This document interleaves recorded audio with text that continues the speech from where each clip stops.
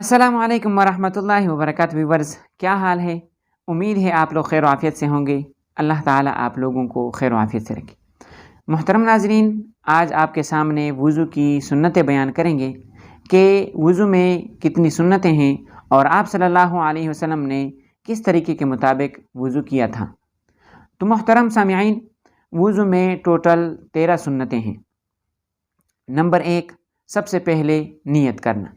आप वुज़ू की नियत करेंगे तो आपको वुज़ू का सवाब मिलेगा। लेकिन अगर आपने वुज़ू की नियत नहीं की और आपने वुज़ू कर लिया, अलबत्ता वुज़ू तो हो जाएगा लेकिन वुज़ू का सवाब नहीं मिलेगा। इसलिए नियत करना अच्छी बात है और ज़रूरी है, सुन्नत है।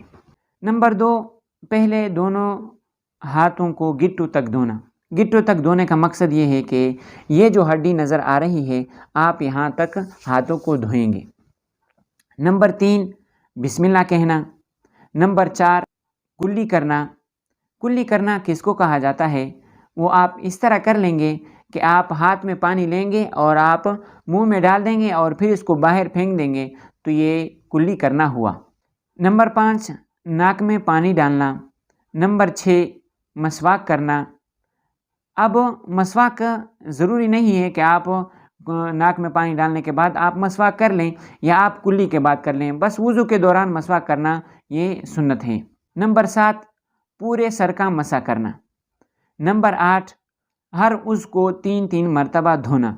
हर उज़्व को 3 मरतबा धोने का मकसद क्या है कि इसका मकसद ये है कि आप हाथों को धोएंगे 3 मरतबा, चेहरा धोएंगे 3 मरतबा, कुल्ली करेंगे 3 मरतबा, नाक में पानी डालेंगे वो भी 3 मरतबा। तो ये हर उज़्व को 3-3 मरतबा आप धोएंगे, तो ये अमल भी सुन्नत है।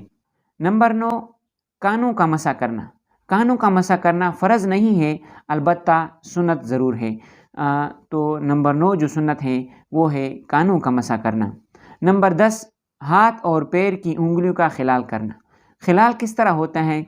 आप हाथ की उंगलियों का खिलाल इस तरह करेंगे कि आप इस हाथ की उंगलियों को इस हाथ की उंगलियों में इस तरह दाखिल कर देंगे और फिर उसमें इस तरह का अमल कर लेंगे, तो ये खिलाल हो गया।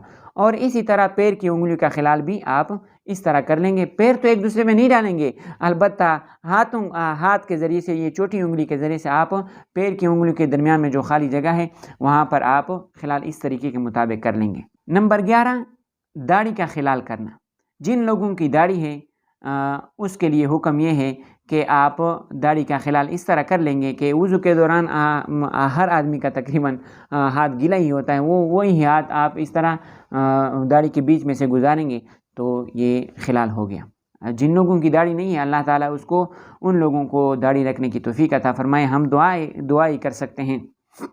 बाकी हुक्म तो यही है कि आप दाढ़ी हर आदमी की होनी चाहिए, क्योंकि आप सल्लल्लाहु अलैहि वसल्लम का हुक्म है और वाजिब है कि औफ़िरुल लुहा, दाढ़ियों को बढ़ाओ, वहफ़ुश शवारिब, और मूंछों को कुतराओ। इसलिए ये इस बात से वाज़े होता है कि दाढ़ी रखना वाजिब है। नंबर 12, तरतीब से वुज़ू करना। तरतीब से वुज़ू करने का मकसद ये है कि आप पहले हाथों को धोएंगे, कुल्ली करेंगे, नाक में पानी डालेंगे, चेहरा धोएंगे, इसी तरह कोहनियों समेत हाथ धोएंगे, तो ये तरतीब से हुआ। आखिर में, सबसे आखिर में आप पैरों को धोएंगे, तो ये तरतीब से वुज़ू करना हुआ।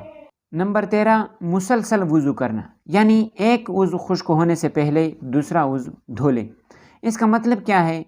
इसका मतलब ये है कि आपने, मिसाल के तौर पर, आपने चेहरा धो लिया तो आप उसके बाद फ़ौरन कोहनियों समेत हाथ धोएं। ऐसा ना हो कि आपने इतनी देर इसमें कर ली कि आपका जो चेहरा है वो खुश्क हो गया, खुश्क होने के बाद आप कोहनियों समेत हाथ धो रहे हैं, तो ये खिलाफ सुन्नत है। टोटल ये 13 सुन्नतें हुई। अब इसमें एक तंबीह है, एक नोट करने वाली बात है, वो ये है कि अगर कभी आपने इसके ख़िलाफ़ वुज़ू किया, यानी इन सुन्नतों के ख़िलाफ़ आपने वुज़ू किया, तो आपका वुज़ू तो हो जाएगा, अलबत्ता सुन्नत का जो सवाब है वो आपको नहीं मिलेगा।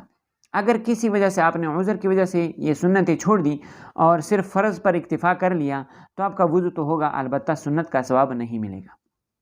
दूसरी बात इसमें यह है कि अगर आपने मुसलसल आपने खिलाफ सुन्नत अपनी आदत बना ली, यानी आपने खिलाफ सुन्नत वुज़ू कर लिया और इसकी आपने आदत बना ली, तो आप गुनाहगार होंगे। अल्लाह ताला तमाम मुसलमानों को इस गुनाह से महफूज फरमाए। अल्लाह ताला आप लोगों को खैर आफियत से रखे, आबाद रखे, قائم و دائم رکھے۔ لیکن آخر میں ایک بات ضرور یاد رکھیں کہ آپ ہی کی وجہ سے اگر کسی کو یہ سنت کا ثواب مل جائے یا آپ ہی کی وجہ سے کسی اور تک یہ بات پہنچ جائے تو آپ اس عمل میں، اس وضو جو دوسرا آدمی وضو کرے گا اس کے ثواب میں آپ برابر کے شریک ہوں گے۔